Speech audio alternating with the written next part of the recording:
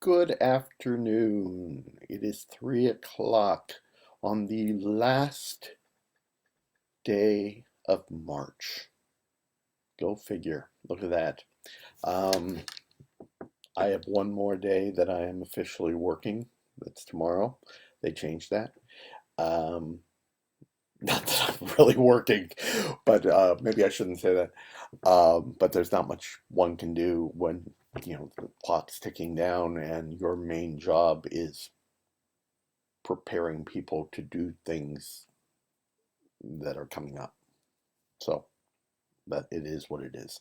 Anyway, I put out a plea for subjects to tackle, and I got a lot of good ones. People keep coming back to lessons about auditioning, and I will do that at one point or another, but it's really complex, and it will probably take up an entire week of these things, if not more. Plus the fact that I'm asking people to pay me to teach them about theater things and to coach them through auditioning. So why why should I be talking about that here? Um, Also, my sister-in-law Tatiana asked me to talk about my travels. I've been very, very lucky in my life, and I've gotten to travel to a lot of different places. And yeah, I could talk about that for quite some time, and I probably will. But my friend Wayne, gee, no one is on today. What is going on? This is depressing. I'm talking to no one. My friend Wayne, asked me to talk about musicals that I would never want to direct, and it made me laugh. I don't know if it's been evident, but I've been working really, really hard at keeping a very positive outlook in these broadcasts, which is not natural for me because I tend to be a fairly sarcastic and cynical kind of person. Um, And this question just seemed so incredibly negative, and it made me laugh. And I thought, hey, why not? Why not? I will talk about musicals that I would never, ever, ever want to direct or that I regret directing. Um, Basically, musicals that I have no interest in being part of. So let's talk about the ones that I feel should never have been written in the first place. First of all, it's easy. Cats. I hate cats. I'm sorry. I know there are people that like cats. I think there are a couple of you, possibly fewer now that the movie came out and corrupted any good feelings that people might have about the musical. But I've seen it. I hated every second of it. Yes, it's got a couple good songs. So those songs, Memory could have been written as a standalone song, and I would have been perfectly happy. Um, the musical is just, it's annoying and it goes nowhere, and I don't like cats in particular, so why? Um, there's a show called Frankenstein the Musical. It did not last on Broadway long. I don't know that it ever got out of previews. It's awful. Okay, so that should never be done. Carrie the Musical. I know, once again, I think there are people that like it. And I'm all for doing musicals about odd subjects, but Carrie is pushing it.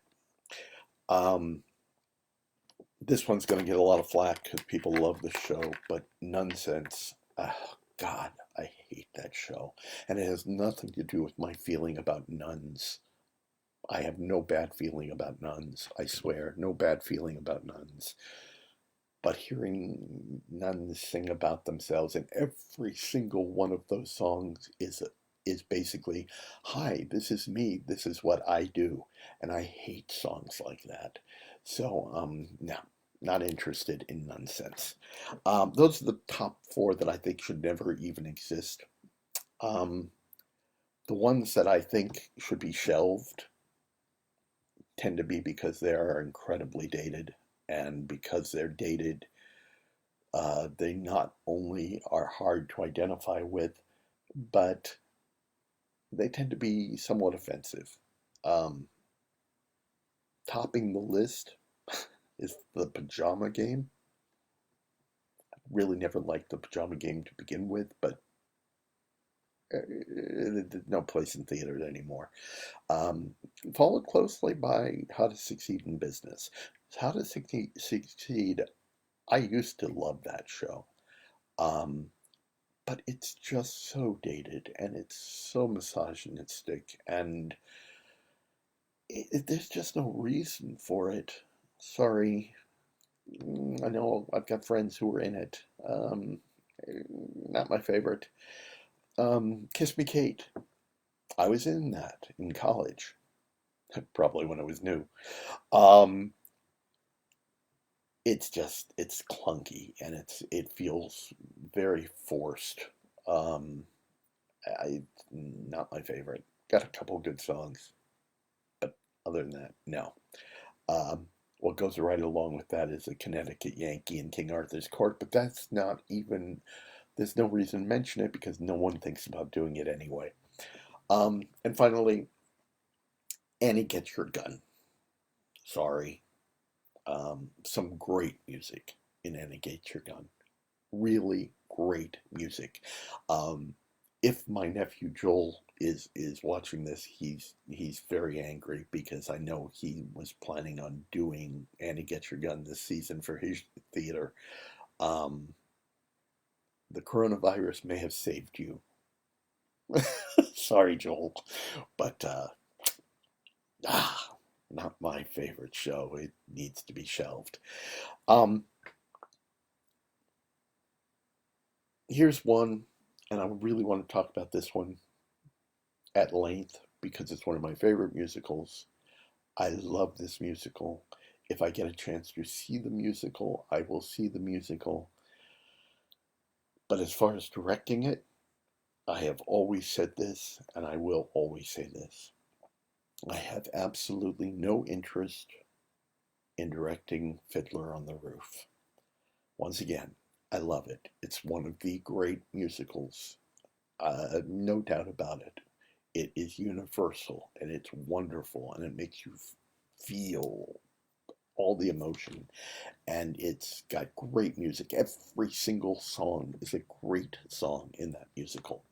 But as a director, and particularly as a director who likes to bring something new to a production, it's a no-win situation. If you do it differently, you will be attacked on all sides because it's a show about tradition. You need to repeat it, you need to recreate it each time as if people were seeing the original production. No question about it. That's what needs to be done. So there's really no job for a director in that. There's a job for a very, very good stage manager and a very, very good choreographer who can recreate the dances as they are supposed to be, and a very good musical director. But as far as the director goes, there is nothing creative to do with that show. So I stay far away from it. I've been asked to direct it before. I have turned it down. Um, I would love to be in it. Just putting that out there if anyone's directing it. But it's not for me as far as directing goes. Um, and my final one, and I will cut this short because obviously no one's watching this today. Kind of disturbing. Kind of disturbing. Anyway, the last one, and I'll keep this explanation very, very short. I never want to see or be involved with Jacques Brel is alive and well and living in Paris because he no longer is. Enough said. All right. If anyone's watching this at any time later on, take care Take good care of yourself. Wash up. Don't touch your face. Keep that space between you. And just to let you know, I am going to be doing this two more times. Two more times? Yes, two more times this week. Tomorrow night and or tomorrow afternoon and Thursday afternoon. I'm going to take a break for this upcoming weekend. So Friday, Saturday, Sunday, no broadcast, and then I'll start up again on Monday. Enough is enough, you know.